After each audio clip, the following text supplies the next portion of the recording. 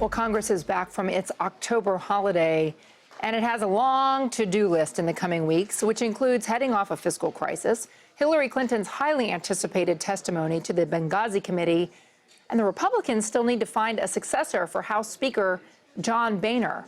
For more on that, let's bring in Gabriel Debenedetti of Politico. Gabriel, good to see you today. Thanks for having me. Nancy Cordes reported this weekend that Paul Ryan is seriously considering a run, but that he's refusing in any way to compromise or to negotiate on the demands from the Freedom Caucus in the House. How much influence do these arch-conservative members truly have? Well, it's a good question, and it's not entirely clear, but what is clear is that they're clearly holding up the process. You know, for Ryan to say that he's not going to bargain with them or to really let them set the tone suggests that these guys are really, holding up a serious block, and they do hold a lot of sway. They do have the power to really sway some votes in the House.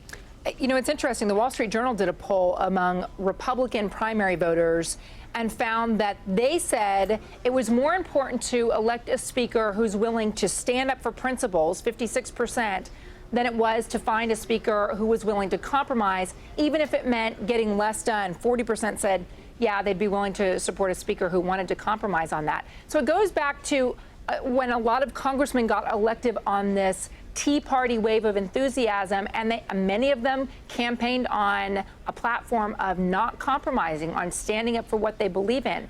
But in an institution like the House of Representatives, can anything get done without compromise? Well, it's a good question, but it's also important to remember that for a lot of these people, their ideology holds that passing legislation isn't necessarily what counts as getting things done. Holding up legislation is just as effective, and when you make an ideological stand by not passing legislation, that gets you somewhere. So that's sort of what's being run into right now. But the question of whether you can truly get legislation passed, fund the government without compromise, well, it's a lot harder. It's a harder mountain to climb. All right, so all these people who are pressuring Paul Ryan to run for Speaker, even though he has said over and over again he doesn't want to, now he's planning to address House Republicans in private Wednesday. What are you hearing about what might happen behind closed doors? It's a very, it's a very fluid situation. I think most people don't really know what's going to happen, but presumably Ryan will sort of lay out what he wants to be the case. He's made a few things clear. He has no intent to, do the horse trading with the Freedom Caucus types. So we'll see. We're going to likely get a lot of news out of that meeting.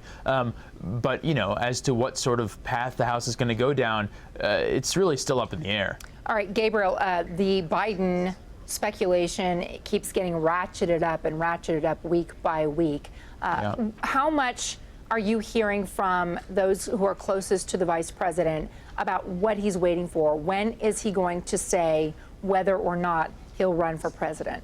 Well, we're hearing more and more that it's really going to have to be in the next coming days, and that's not necessarily because the vice president is any personally closer, but really because the timing is just, it has to be now. He really doesn't want to look like he's opportunistic or pouncing on, a perceived weakness for Hillary Clinton if he does it after her Benghazi testimony on Thursday.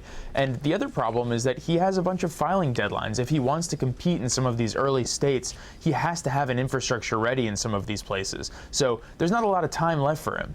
Well, Jim Webb did file early, had announced his nomination this summer, and he has already had one debate under his belt, and now he says he's considering a run for president as an independent.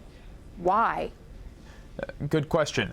He is someone who is, at least on domestic issues, pretty far to the right of the other Democratic candidates. He complained after the debate last week that he didn't get enough time, that he wasn't being taken seriously, and he alluded at one point during the debate to considering running not as a Democrat. Now, he was a Democratic senator from Virginia, but it's not totally crazy to think that he could run as an independent. He is not necessarily a party-line Democrat. That said, obviously, running an independent bid is substantially more difficult if you want to really make an impact. But, he said he's going to make some sort of announcement or have a press conference tomorrow in Washington, so we'll have a little bit more clarity about what he's actually planning. Okay, I don't know how much of a staunch, loyal following he has since he's polling so low, but let's just fast forward hypothetically to a general election. If he were to run as an independent, who would it take votes from, a Republican or a Democratic nominee? It's a good question. It entirely depends on what sort of issues are, at play. Because on some issues, on foreign policy, he sounds a lot like a liberal Democrat sometimes. But on some social issues, he sounds pretty conservative. So, if you can see this as an election over gun rights or over the economy, who knows? He could take votes from a Republican. But if it's over foreign policy, it's highly unlikely that he's going to take votes from a liberal. All right, Gabriel, great to talk to you. Thank you so much for your perspective and insight. Thank you.